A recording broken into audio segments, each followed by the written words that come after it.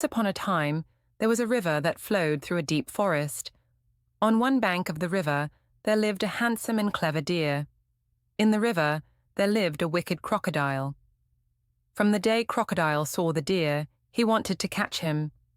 One day when the deer was grazing near the river, he saw some bright red berries on the opposite bank.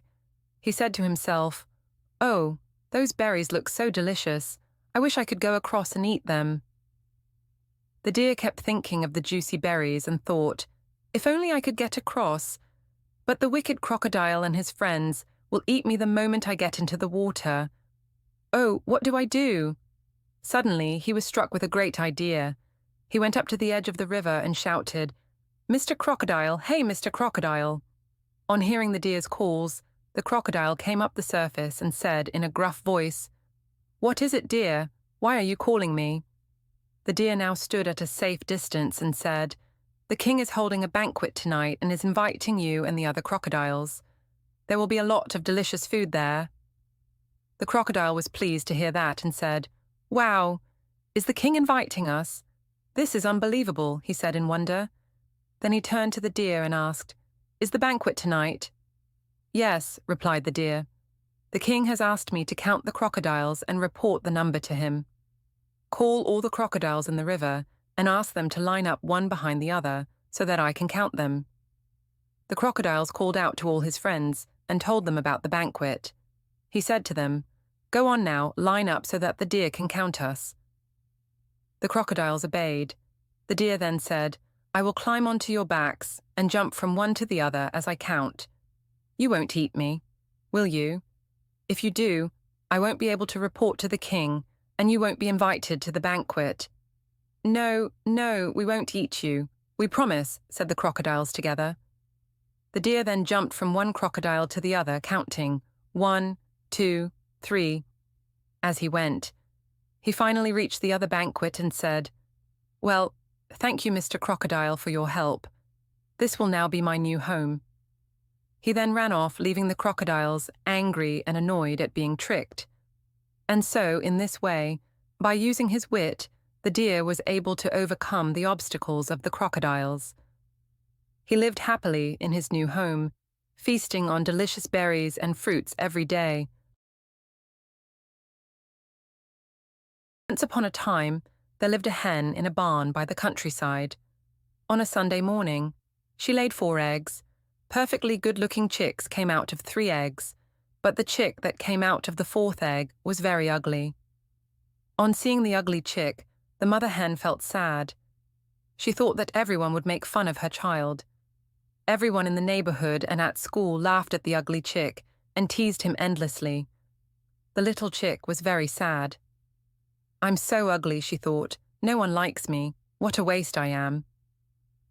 One day, the owner of the barn threw a party. Many people were invited to the party. The owner needed 3 chicks for the party. He wanted to roast their tender meat and serve it to the guests for dinner. He stepped into the barn and chose the 3 good-looking chicks. Seeing the 4th chick, he said, "Ugh, if she looks so ugly, how bad is she going to taste?" And that's how the chick's bad looks saved her from a certain death. Moral of the story: some things are blessings in disguise. One day, a Bill set out to hunt. He was wandering in the forest in search of a game.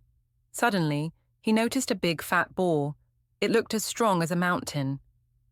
"This boar is strong enough to tear the enemy to pieces," said the Bill to himself. "Look at his sharp pointed teeth." The Bill was delighted to see the boar. At once he took his bow, strung it, aimed, and whoosh, he shot an arrow at the boar. The arrow hit the boar, and he was badly wounded. He was so furious that he attacked the pill and pierced his stomach with his sharp-pointed teeth. The pill fell down. He began to bleed profusely. After some time, the pill breathed his last. The wounded boar, who was writhing in pain, also died after some time. A fox, who was wandering the forest in search of food, came to the spot where the pill and the boar lay dead. He was astonished, but delighted to see such a sight. "Ah, I am so lucky today," he said to himself. "I have got food that will last me for many days, and that too without any effort. I'm so lucky. I am very hungry, but what should I eat first? The boar or the bill? I must be careful while eating, so that this food lasts me for many days. As he was thinking this, the fox noticed the bill's bow. First let me eat the string of this bow, he thought. It is made from the muscles of some animal. Thinking this, the fox bit the string with his sharp teeth and began to chew it. But the moment the string broke, the bow straightened and swoosh, the sharp and pointed end of the bow pierced the fox's head. Before the fox could realize what was happening, he breathed his last. A donkey and a fox were wandering in the forest. They were good friends. They were too engrossed in chatting and were taken aback when they saw a lion nearby. It was too late to turn around and run. The fox had an idea. He said to the donkey, "Don't worry, I'll make friends with the lion. Then he won't harm us." Then he went to the lion and said, "If you promise to spare my life, I will bring the donkey to you and you can kill him instead." The lion said, "As you say, you are clever." The fox came to the donkey and said, "Come along, the lion is our friend now." But the lion killed the donkey and ate him up. Then he turned to the fox and said, "It's your turn now," and killed him too. Moral of the story: one should never deceive a friend. Treachery doesn't pay. It was an incredibly hot day, and a lion was feeling very hungry. He came out of his den and searched here and there. He could find only a small hare. He caught the hare with some hesitation. "This hare can't fill my stomach," thought the lion. As the lion was about to kill the hare, a deer ran that way. The lion became greedy. He thought, "Instead of eating this small hare, let me eat the big deer." He let the hare go and went behind the deer. But the deer had vanished into the forest. The lion now felt sorry for letting the hare off. Moral of the story: a bird in hand is worth two in the bush.